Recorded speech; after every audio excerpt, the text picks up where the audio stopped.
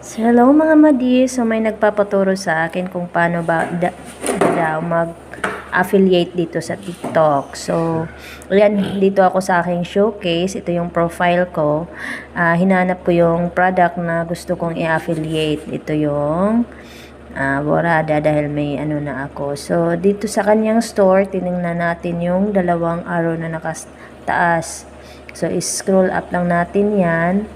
Tsaka scroll up ulit. Tapos may pagpipilian ka dyan kung anong gusto mong gawin mo. So, gusto mong gumawa ng video. So, ipindutin mo itong video icon. Tapos, pagkatapos mo doon, dito ka sa camera dahil nga ay gagawa ka ng video.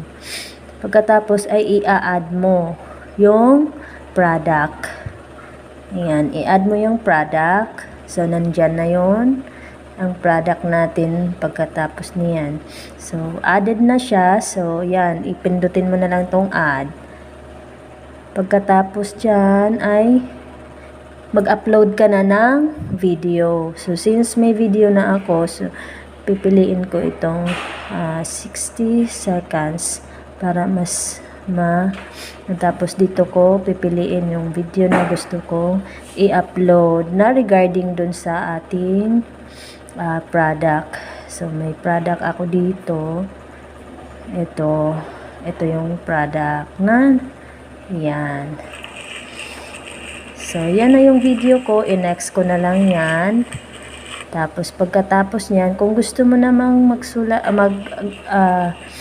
lalagay ng mga caption, pwede mong i-click lang itong letter na to. So, dahil wala naman akong gagawing caption, na magne-next na ako. After that, so, ayan na. So, mag-hashtag na ako dito kung ano yung product na binebenta ko. I-hashtag ko si buy one take one sunscreen. Ayan, meron na ako dito.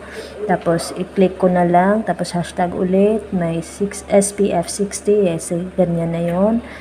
Tapos, mag-mention ako. So, itong mention, ito yung pangalan ng company or seller. So, i-mention ko si Borada. Ito, si Borada na kuan dahil siya yung may-ari ng ano na yon, product na yon. So, i-click ko lang yan at po-post ko na.